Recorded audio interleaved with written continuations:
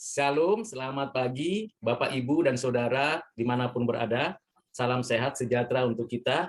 Kembali kita akan membaca, mendengarkan, dan merenungkan firman Tuhan. Sebelumnya, marilah kita berdoa.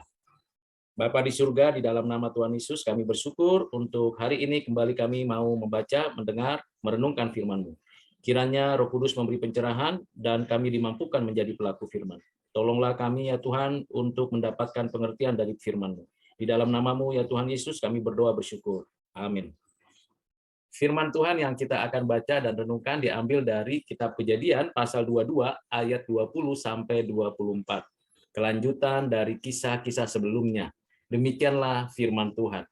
Sesudah itu Abraham mendapat kabar. Juga Milka telah melahirkan anak-anak lelaki bagi Nahor saudaramu. Us, anak sulung, dan Bus adiknya, dan Kemuel ayah Aram, juga Keset, Azo, Fildas, Gidlat, dan Betuel.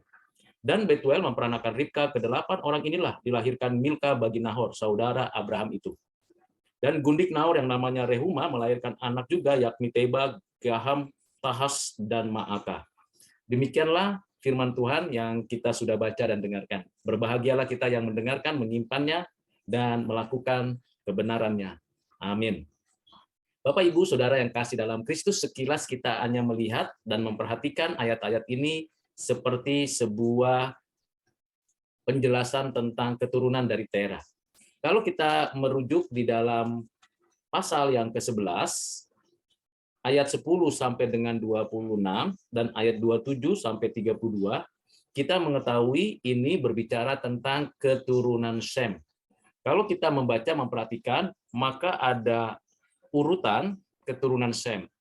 Arfaksad, Shela, Eber, Pelek, Rehu, Seruk, Nahor, lalu Tera. Dari Tera ada 3 anak, yaitu Abraham, Nahor, dan Haran. Kisah Haran yang meninggal, lalu ada anaknya namanya Lot. Demikian Abraham dengan kisah adanya Ismail, lalu Tuhan memberikan tanda anak perjanjian, yaitu Ishak melalui Sarah. Dengan kata lain, sesungguhnya anak-anak Tera ini meneruskan garis keturunan dari Sem. Dan yang menarik dan yang perlu diperhatikan adalah bahwa Nahor melahirkan anak-anak yang cukup banyak dibandingkan dengan Abraham dan Haran. Ada 8 anak laki-laki. Dan dari 8 anak laki-laki, anak terakhir yaitu Betuel, ada anak perempuannya yang dicatat dengan jelas yaitu Ribka. Yang nantinya Ribka ini akan diperistri oleh Ishak anak Abraham.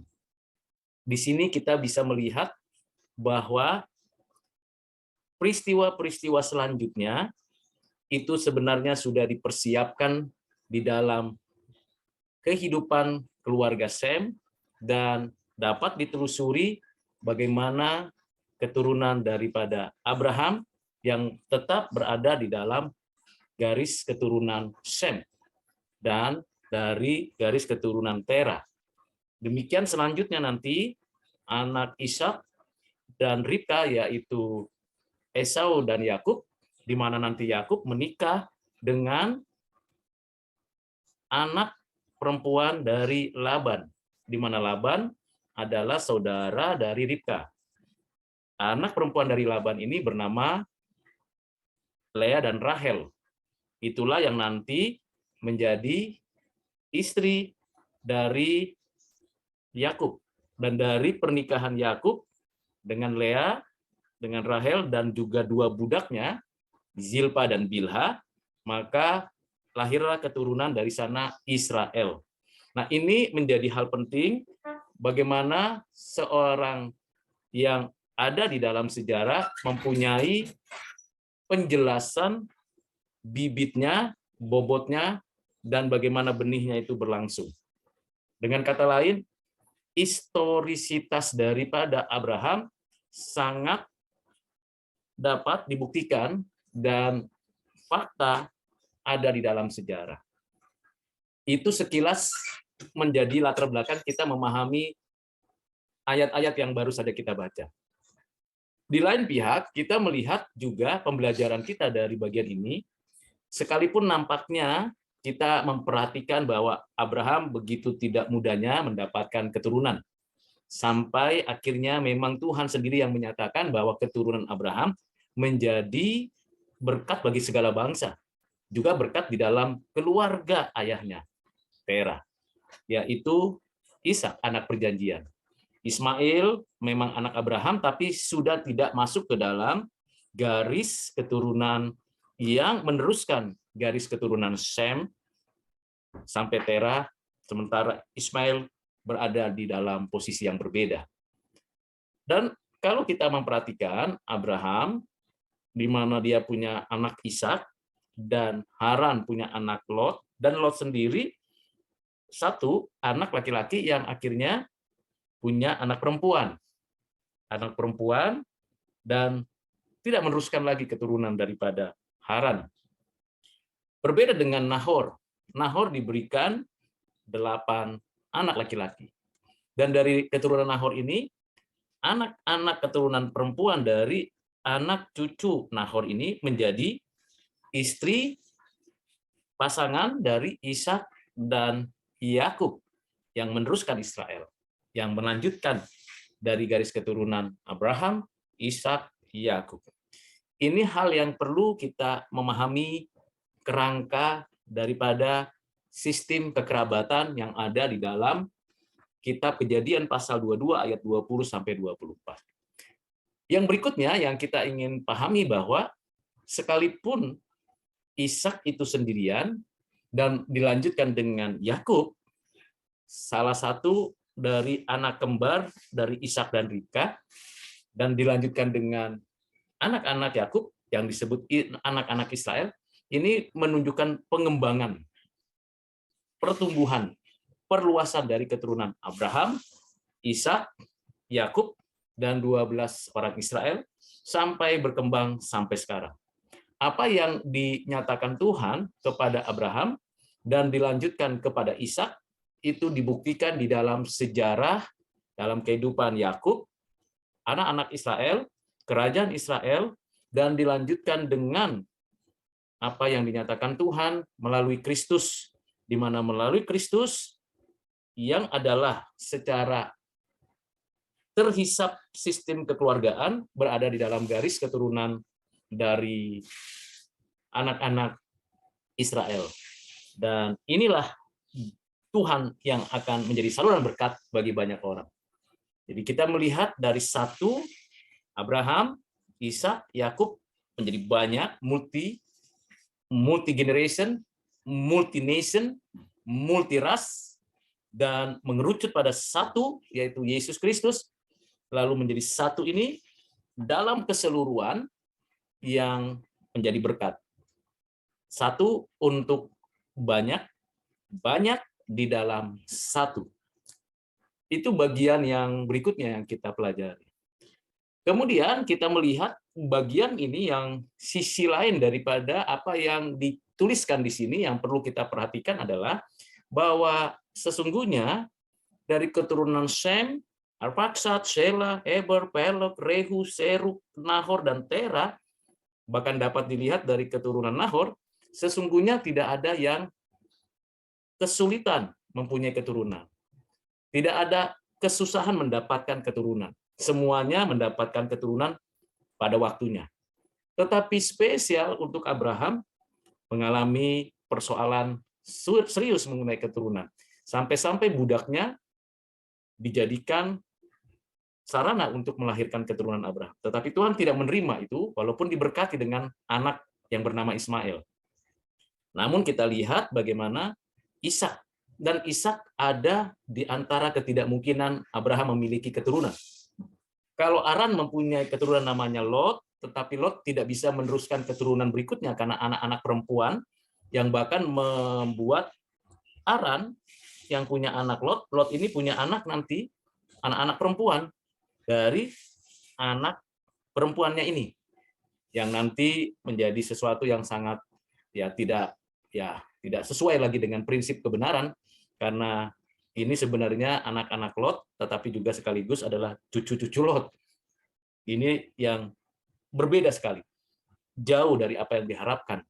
Ini terjadi pada keturunan Haran, keturunan Lot, yaitu orang-orang yang ada di daerah Moab, Amon, seperti itu. Nah, berbeda dengan Abraham, hanya Ishak yang diterima, tetapi Ishak yang tunggal itu pada pasal 22 ayat-ayat sebelumnya dijelaskan bahwa Tuhan mengendaki Ishak dipersembahkan kepada Tuhan Allah. Namun Tuhan sudah menyatakan bahwa ujian terhadap iman Abraham berhasil dibuktikan bahwa Abraham lebih mencintai Tuhan daripada mencintai apa yang diberikan Tuhan kepadanya.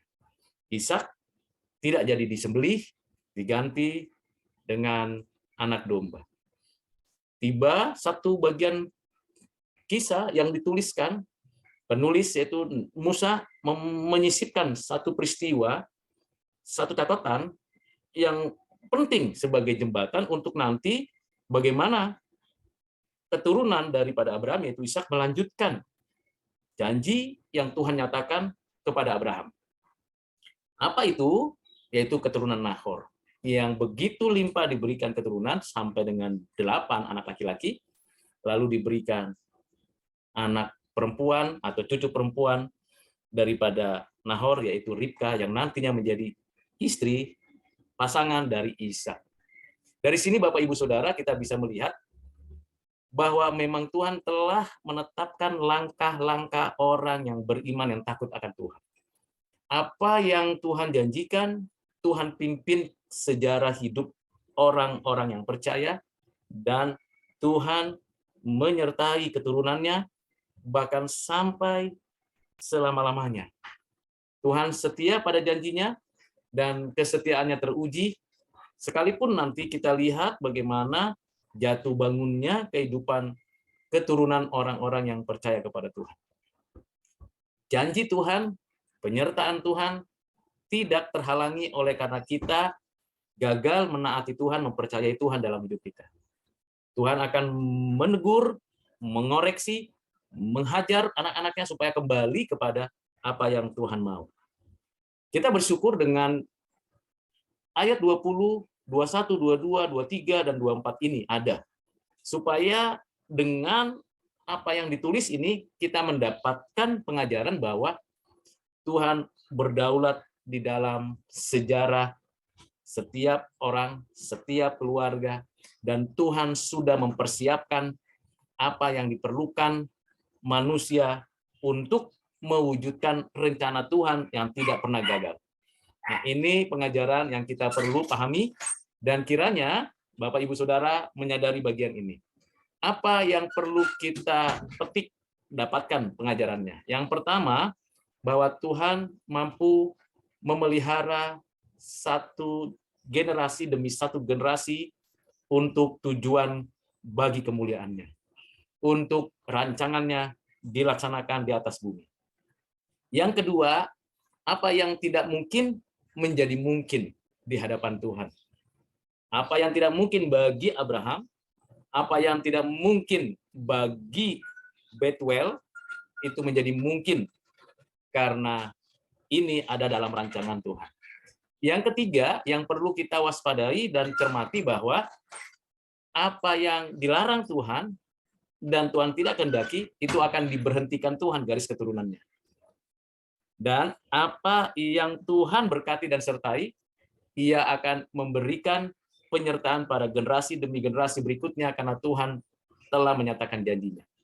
Yang berikutnya, yang terakhir adalah dalam kasus ini, secara spesial memang ini pada momen, pada konteks kehidupan bagaimana keluarga Tera, Abraham, Nahor ini mempertahankan garis keturunan dari Sem dalam suatu wilayah, dalam suatu komunitas yang menjaga generasinya. Sehingga anaknya Abraham, Ishak ini nanti menikah dengan anak dari Bethuel, cucu dari Nahor. Dalam konteks kekinian tentu tidak boleh seperti itu. Dan itu tidak diperkenan karena ada hukum Taurat yang sudah diberikan dan juga ada banyaknya bangsa yang sudah terbentuk, dan tentunya karena kemungkinan kita untuk mendapatkan pasangan di luar garis keturunan ayah itu lebih limpah, lebih banyak untuk satu tujuan, makin banyak orang-orang yang kembali kepada Tuhan. Kiranya Bapak Ibu menyimak kembali penjelasan-penjelasan saya yang cukup rumit dan sulit, kalau tidak diikuti dengan perlahan-lahan, supaya mendapatkan maknanya apa ayat-ayat tadi untuk kelanjutan pasal-pasal berikutnya. Supaya nantinya kita bisa menarik benang merahnya dari ayat-ayat yang di dalam Alkitab. Karena tidak ada satu kata atau satu iota pun yang tidak bernilai di dalam Alkitab. Karena setiap huruf kata kalimat yang dituliskan, dinafaskan oleh Tuhan Allah, itu adalah firman Tuhan yang memiliki nilai kekekalan dan bermanfaat bagi hidup kita di bumi. Kiranya Tuhan Yesus memberkati Bapak Ibu Saudara dimanapun berada. Mari kita berdoa. Bapak, terima kasih untuk kebenaran-Mu yang Engkau sudah berikan kepada kami. Tentu tidak mudah mempelajari sistem kekerabatan di masa lalu dan manfaatnya untuk kami di masa kini. Namun kami tahu bahwa Tuhan yang memulai sejarah kehidupan nenek moyang kami, yang memimpin kehadiran kami sampai saat ini, dan yang akan meneruskan janji-janji kebaikan, kemurahan, keselamatan-Mu kepada kami dan juga kepada keturunan kami.